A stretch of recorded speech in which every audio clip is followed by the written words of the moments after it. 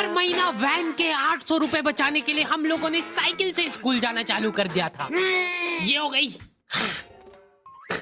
चार लौंडे थरथराती ठंड में साइकिल से स्कूल जाते हैं, ब्लेजर, टोपा, मफलर बांध बुंदा के। एक तो ये ब्लेजर बहुत अजीब था हमारे स्कूल का।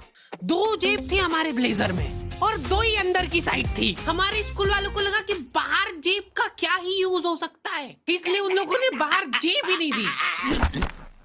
क्या करूं मैं इस जेब का? ठंडी लग रही है तो हाथ अंदर वाली जेब में ही डाल के चलना पड़ता था। कोनी से साइकिल चला के आते थे हम लोग स्कूल। सबको ऐसा लगता था कि हम लोग अपाहिज हैं। और फिर एकदम से हम लोग हाथ बाहर निकाल लेते थे।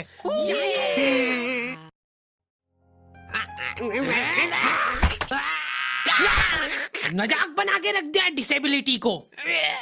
अपाहिज लोगों की रिस्पेक्ट कम हो गई थी हमारी वजह से, लेकिन लड़कियां खुश हो गई थी इस इनोवेशन से। उनको लगा था कि ब्रा का खर्चा नहीं करना पड़ेगा, अपना जो भी सामान है उसको एकदम जेंटली इन जेबों के अंदर प्लेस कर देंगे। लेकिन इसमें एक छोटी सी दिक्कत थी।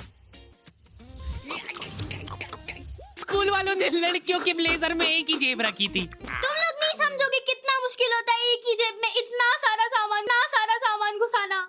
हर रोज लेट होते थे हम लोग स्कूल, क्योंकि मेरी साइकिल की चेन ढीली थी। थोड़ी सी भी स्पीड बढ़ाते थे तो वो चेन उतर जाती थी। लेकिन पापा ने मेरे को प्रॉपर ट्रेनिंग दे रखी थी चेन चढ़ाने की। एक जना ऐसे खींचेगा टायर, उतने में अपने को पानी से फटाफट कस देना है। ये हो गई टाइट। बैग में पाना पेचकस रख के लाना पड़ता था मेरे को स्कूल, कि कभी भी रास्ते में चेन उतर सकती है। इमेजिन करो एक बार कि तुम चुपचाप वैन में बैठ के जा रहे हो, बीच सड़क में 4 लौंडे साइकिल पलटा के फटाफट क्लास में बैठे हुए मेरे को डर बना रहता था कि कोई गलती से मेरा बैग चेक नहीं कर ले। तो आज हम लोग पढ़ेंगे टेंस। सबसे घटिया, वाहियात, नीच टॉपिक लगता था मेरे को टेंस। पास्ट, प्रेजेंट और फ्यूचर तक बात ठीक थी। प्रेजेंट कंटीन्यूअस टेंस क्या होता है? सिंपल पास्ट, पास्ट कंटीन्यूअस, मतलब वो बीत चुका है पर चल भी रहा है। क्या है ये? कितना भी समझ लो इस टॉपिक को, एग्जाम में जाके तुमको अंदाजे से ही सेंटेंस चूज करना पड़ेंगे कि ये सुनने में अच्छा लग रहा है तो यही होगा सही। एग्जाम में इन्विजिलेटर हमको क्वेश्चन पेपर पे कुछ नहीं लिखने देता था। इनको ऐसा लगता था कि हम लोग क्वेश्चन पेपर पे आंसर लिख लिख के चीटिंग करेंगे। लेकिन हमारी क्लास के बच्चे एडवांस हो गए थे। ये पूरी की पूरी आंसर शीट एक्सचेंज कर लेते थे कि तू लिख के दे, देखो आता है तो। बोर्ड एग्जाम थी यार हमारी, और हमारे स्कूल वाले बोर्ड एग्जाम को बहुत सीरियसली लेते थे। अलकायदा टाइप ट्रेनिंग मिली थी हम लोगों को। एग्जाम देते हुए कहीं से भी बॉम्ब गिर सकता है, लेकिन तुम्हारे हाथ नहीं रुकना चाहिए। चाहे तुमको क्वेश्चन आता हो या ना, कुछ न कुछ लिख के ही आना है। हमारा एक ही मकसद होना चाहिए, आंसर शीट भरना।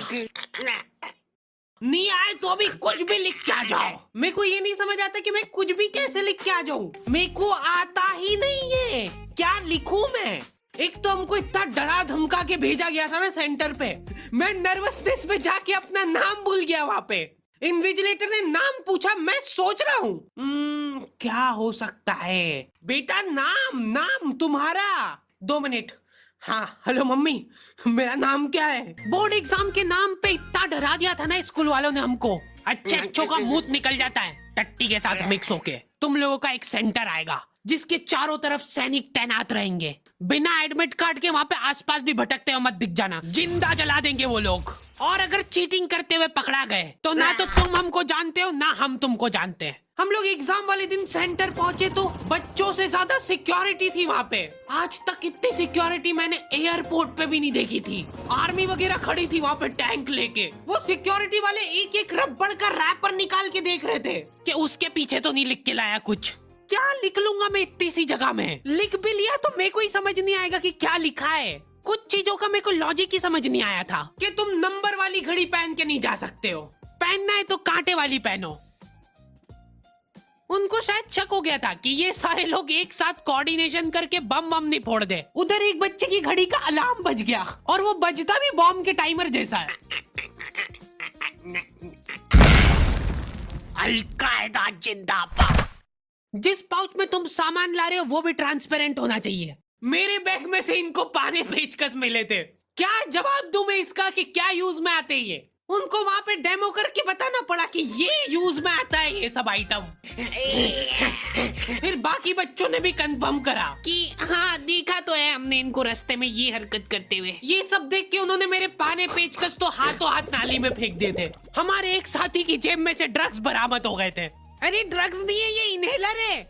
इसको ऐसे सूंघते हैं, नाक बंद होती है तो नाक खोलने के बाद भी अगर तुम इनहेलर को पूरी ताकत से सूंघते हो, आंखें दिमाग में ठंडक हो जाएगी तुम्हारे। वो बच्चे नहीं होते जो पूरा साल टाइम पास करते और एग्जाम के एक दिन पहले पढ़ के एग्जाम देने आ जाते हैं। वो बनने की मैं कोशिश ही कर पाया था सिर्फ। मैंने सोचा था आखिरी रात मेरी है, रात भर मैं पूरा सिलेबस चाट जाऊंगा, पर मैं एग्जाम के एक दिन पहले ही बीमार पड़ गया। सर्दी हो गई मेरे को, तो मैंने सोचा ठीक है अभी थोड़ा रेस्ट करते, सुबह उठ के पढ़ाई करेंगे। नाक बंद हो गई भाई, नींद ही नहीं आ रही है। फिर पापा आके मेरे को ट्रिक बताते हैं कि अगर राइट वाली नाक बंद हो रही है ना तो लेफ्ट साइड करवट करके सो जा, फिर गहरी सांस ले, तो ये जो है ना राइट वाली खुल जाएगी और लेफ्ट वाली बंद हो जाएगी। फिर लेफ्ट वाली अगर खोलना है तो राइट साइड करवट करके सो जा। पूरी रात करवटें बदलता रह गया मैं। सुबह रास्ते में जाते जाते पढ़ रहा हूँ मैं, क्योंकि बाकी बच्चे भी यही कर रहे थे। बच्चों को लग रहा है कि भाई जितना हम लोग साल भर में नहीं पढ़े उतना हम लोग रास्ते में जाते हुए पढ़ लेंगे। रास्ते में ऐसे कॉपियां लेके घूम रहे जैसे इनसे ज्यादा पढ़ाकू कोई हो ही ना। सुबह हम सब लोग सेंटर लेट पहुंचे क्योंकि साइकिल की चेन उतर गई थी तो रास्ते में वो कर रहे थे। और क्वेश्चन पेपर भी लेट हो गया था उस दिन। क्वेश्चन पेपर Z+ सिक्योरिटी के साथ आता था। 10 बॉडीगार्ड लेके आते थे एक जरा सा पार्सल।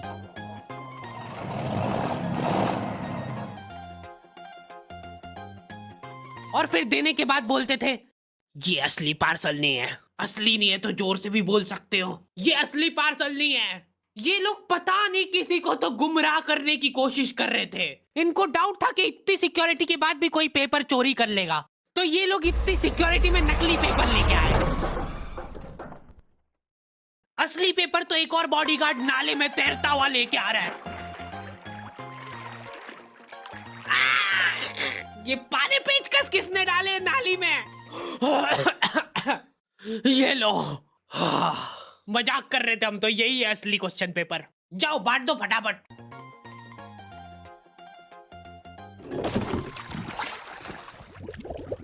ये अपना आपस में एक दूसरे को गुमराह कर रहे थे। एक बार बस सोच के देखो कि ये सारी हरकतों के बाद भी अगर पेपर लीक हो गया, सोचो एक आदमी टेलीग्राम पे क्वेश्चन पेपर बेचने लग गया था, वो भी एग्जाम के महीने भर पहले से। तब तक क्वेश्चन पेपर बना भी नहीं था। तो अब जो आदमी हमारा क्वेश्चन पेपर सेट करने बैठा, उसने सोचा कि उसका काम इजी हो सकता है, क्यों ना थोड़ा सा स्मार्ट वर्क कर लिया जाए। उसी ने सबसे पहले वो फेक क्वेश्चन पेपर खरीदे और वैसे के वैसे चेप दिए। जिसने पेपर लीक करा था वो खुद सोच में पड़ गया कि ये कैसे हो गया। एग्जाम खत्म होने के बाद इन्विजिलेटर को बहुत मजा आता भाई कॉपियां छीनने में। एक सेकंड भी किसी को ज्यादा नहीं मिलना चाहिए। बस एक बार टाइम ओवर होने के बाद कैसे लिखा तूने? एक बच्चे ने खुद से कॉपी दे दी तो इनको डिसरिस्पेक्टफुल महसूस हो गया था। उसको वापस से कॉपी दे दी कि लिख ले थोड़ी देर और। जैसे लिखने लगा वापस छीन ली।